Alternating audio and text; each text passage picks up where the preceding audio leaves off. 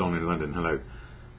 January 10th, no, it's not January the 10th, it's January the 12th, 2010, getting my dates mixed up. My video is all about recovery from addiction to either substance or behaviour.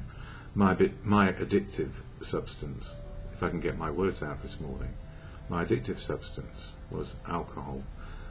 My behaviour could be just as addictive: work, relationships, you name it, collecting, materialism, putting up a boundary between me and the outside world.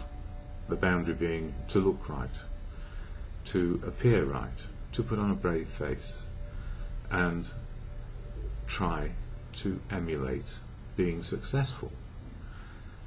And trying to be perfect, I suspect, which was not a good idea. Success is a good idea, but actually we only know if we've had success if we stop looking for it and start living it. And it's a bit like that with everything we do in life. If we live life rather than worry about it or fear it, then we have a better chance of succeeding. And we only know if we've succeeded if we are applying the right measures to ourselves, and often we don't. We don't actually say to ourselves, maybe the measure of life is, how am I doing emotionally? How am I doing physically? How am I doing spiritually? And for me, spiritually is just living in the moment of now. So why alcohol? Why did I become addicted? And the answer is, nobody knows. But if we keep on doing something long enough, it's going to bite us in the backside really hard, because it becomes a dependence and then maybe an addiction for some. And it doesn't happen to everybody. It's like in life.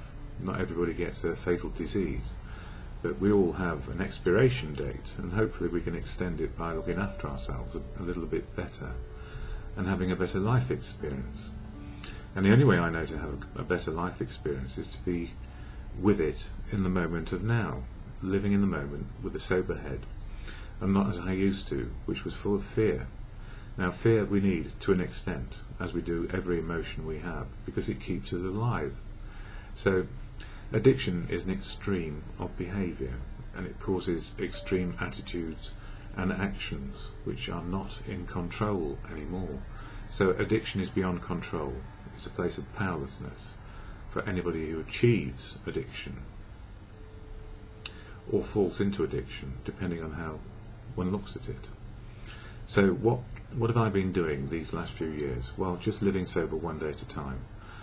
My head is less scrambled than it used to be.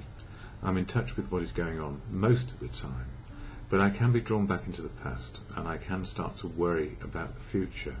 So when I get stuck in the past, what if? And if I get stuck in the future, it's about what may be.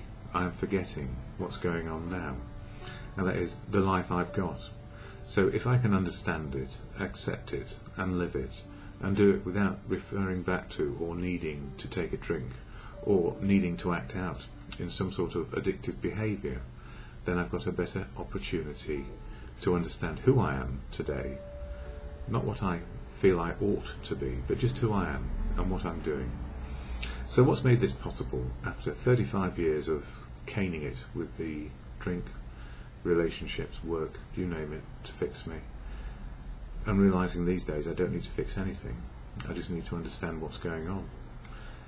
Well, family kept me alive long enough, community, professionals along the way, and several moments of clarity at rock bottoms which were not pleasant by any means, excruciating pain and loneliness and isolation and fear.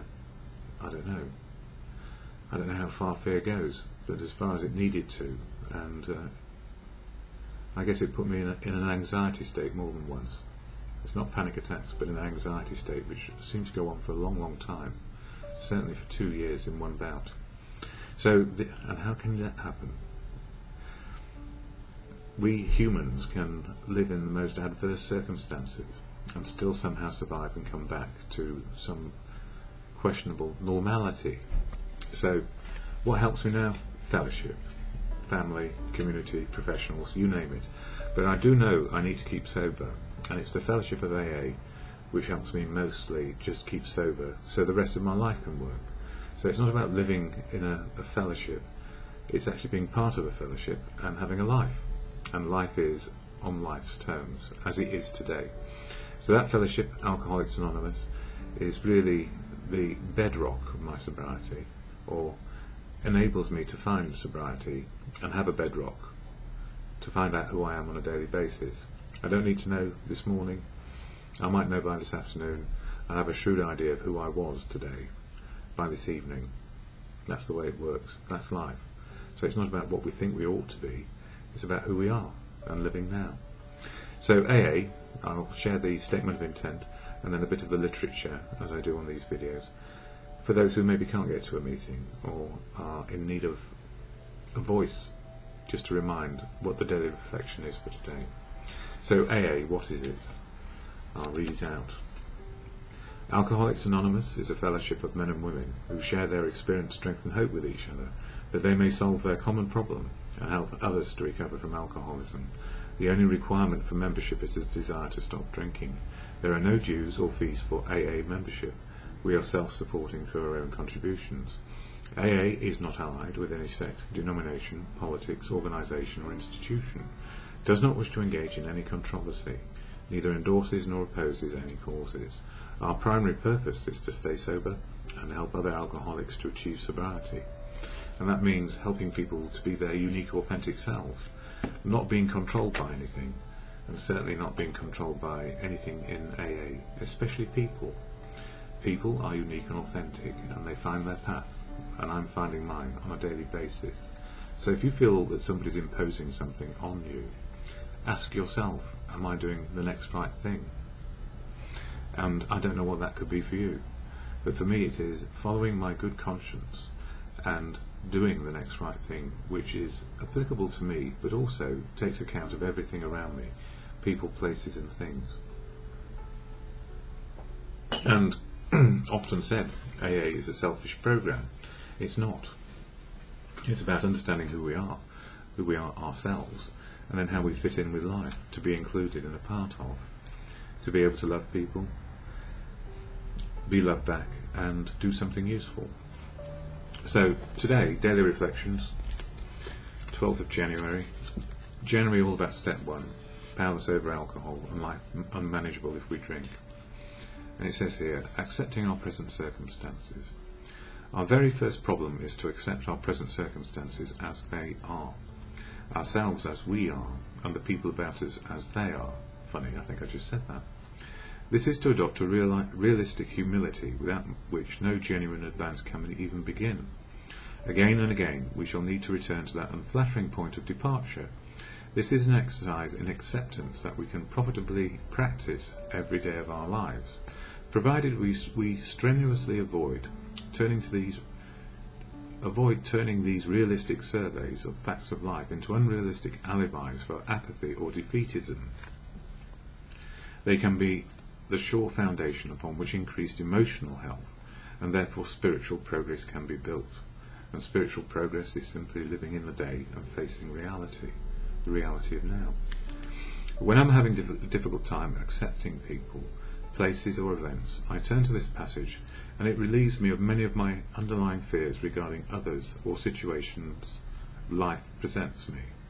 The thought allows me to be human and not perfect, and to regain my peace of mind. And in that, really, regaining our humanness and being human and being open to making progress means that we do accept where people are today and where we are today and how we fit in to be included, and that we do have a voice to express our choices, to be a part of or not in many situations, or just to understand it's not all about us. It's about all of us. So the gift is being a part of. I'm so glad I'm powerless over alcohol, and my life is less unmanageable today. And what helps me remember is the Serenity Prayer, which is available to us all, whether we believe in God or not. A prayer or meditation to good conscience is as good. And it means we have to put the action in. So, to God, or good conscience, grant me the serenity to accept the things I cannot change, courage to change the things I can, and the wisdom to know the difference is, for me, just for today.